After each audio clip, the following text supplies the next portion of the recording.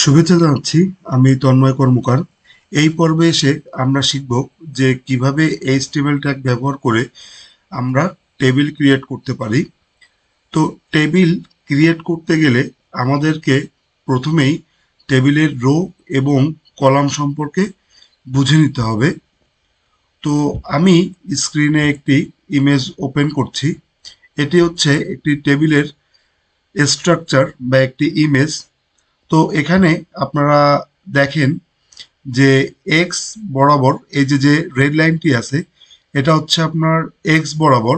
তো এই এক্স বরাবর যে লাইনটি আছে এটি হচ্ছে আপনার টেবিলের রো, এবং এই সবুজ চিহ্ন দিয়ে যে দাগটি দেওয়া আছে এটি হচ্ছে আপনার টেবিলের কলাম, এটা হচ্ছে ওয়াই বরাবর, এবং এই রেড যে কালারটি আছে এটা হচ্ছে এক্স বরাবর। তো একটা টেবিলের আপনার রো এবং কলাম এই দুইটি মিলেই একটি টেবিল গঠিত হয়। এবং এইখানে যে এই ছোট ছোট বক্সগুলো আপনারা দেখতে পাচ্ছেন, এইগুলো হচ্ছে আপনার টেবিলের আপনার সেল বলে এগুলোকে। তো এখন একটি এইচটিএমএল টেবিল ক্রিয়েট করতে গেলে আমাদের যে বেসিক জিনিসগুলো জানতে হবে, চলুন সেইগুলো আমরা একটু দেখে নেই। পরবর্তীতে আমরা এই কাজটি প্র্যাকটিক্যালি দেখব। তো স্ক্রিনে একটি পিপিটি দেখতে পাচ্ছেন, এটি হচ্ছে আপনার এইচটিএমএল টেবিল। তো এখানে শুরুতে দেখেন ইমেজের যে টেবিল ট্যাগটি ব্যবহার করা হয়েছে। আপনাদের জন্য বলে রাখি যে আপনি এইচটিএমএল এ যদি কোনো এলিমেন্ট বা কোনো ট্যাগ ব্যবহার করতে চান, যেমন ইমেজ ট্যাগ বা প্যারাগ্রাফ ট্যাগ, তারপর হচ্ছে টেবিল ট্যাগ, ফর্ম ট্যাগ, তো এইগুলোর জন্য হচ্ছে জাস্ট আপনার এলিমেন্টে সেই নামটা দিতে হবে যে আপনি কোন এলিমেন্টটা ইউজ করতে যাচ্ছেন। ঠিক তেমনি এখানে আমরা টেবিল তৈরি করার জন্য আমাদেরকে টেবিল ট্যাগ বা টেবিল এলিমেন্টটি আমাদেরকে কল করতে হবে। এরপরে দ্বিতীয় লাইনে যদি একটু ফলো করেন দেখতে পাবেন যে আপনার টিয়ার ট্যাগ, এই টিয়ার ট্যাগ বলতে হচ্ছে আপনার টেবিলের রো কে বোঝায়। এটি হচ্ছে আপনার টেবিলের রো। আমরা টেবিল ট্যাগটি দেওয়ার পর হচ্ছে এরপরে সেকেন্ড যে কাজটি করতে হবে সেটি হচ্ছে আমাদেরকে রো ক্রিয়েট করতে হবে। আপনার টিআর ব্যবহার করে আপনারা হচ্ছে টেবিলের রো ক্রিয়েট করবেন।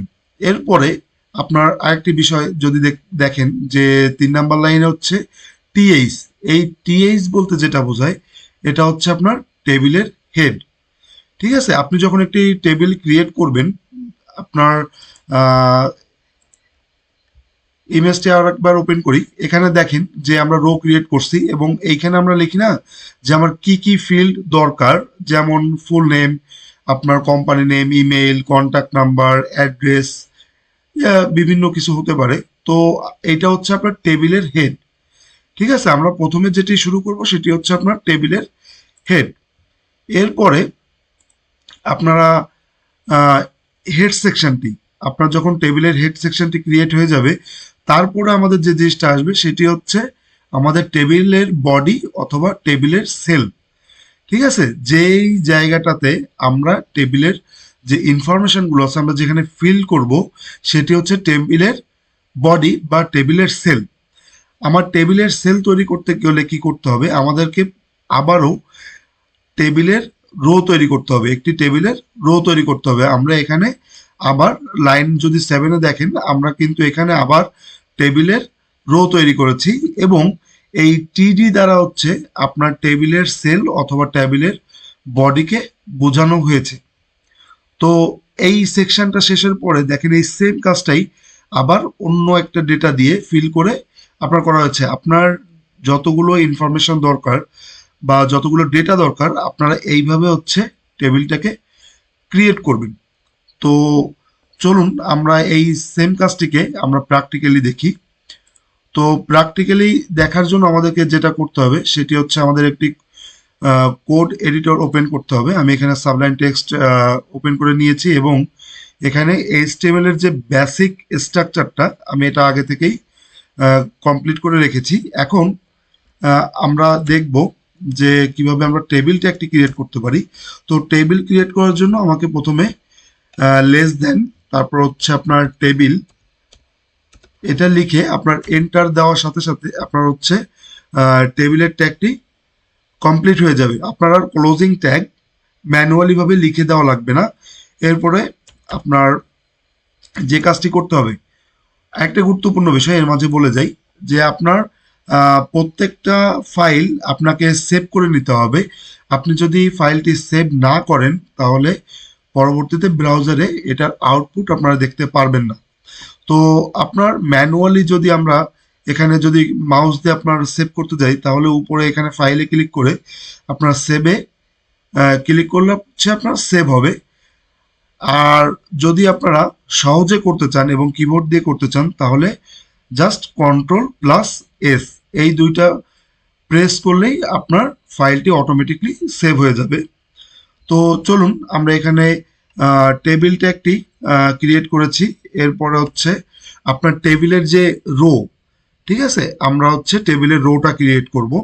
তার জন্য আমাকে লেস দেন, তারপর হচ্ছে টিআর, এরপর হচ্ছে আপনার গ্রেটার দেন দিয়ে শেষ করলে হচ্ছে, এরপরে আপনার ক্লোজিং ট্যাগটা দিতে হবে slash less than slash TR দিয়ে গ্রেটার দেন দিয়ে শেষ করলে হয়ে যাচ্ছে। তো আমি এখানে একটি টেবিলের রো তৈরি করে ফেলেছি। এখন এই টেবিলের রো এর মধ্যে, ঠিক আছে, আমার তো টেবিলের রো ক্রিয়েট হয়ে গেল। এখন এইটার মধ্যে আমাদের হচ্ছে কি দরকার, আমাদের হচ্ছে টেবিলের হেড দরকার। ঠিক আছে, এখন আপনারা আপনাদের রিকোয়ারমেন্ট অনুযায়ী আপনাদের কয়টা আপনার হেড লাগবে, আপনার কি কি ইনফরমেশন দরকার, সেইগুলো হচ্ছে আপনারা এই হেডের মধ্যে রাখবেন। তো আমি এখানে টেবিলের হেড তৈরি করে নিচ্ছি টিএইচ। এই টিএইচটা হচ্ছে আপনার টেবিলের হেড। তো এর মধ্যে আমি প্রথমে দিচ্ছি একজন স্টুডেন্টের টেবিল তৈরি করি। তো এখানে আমি দিচ্ছি হচ্ছে ফুল নেম, ফুল নেম। তো এই রকম আমি আরো দুইটা ফিল্ড চাচ্ছি, একটু জুম কমাই নিই, বুঝতে সুবিধা হবে আপনাদের। তো এই ধরনের আমি আরো দুইটা ফিল্ড চাচ্ছি। তো এইখানে জাস্ট আমি আপনার এইটা চেঞ্জ করে দিব।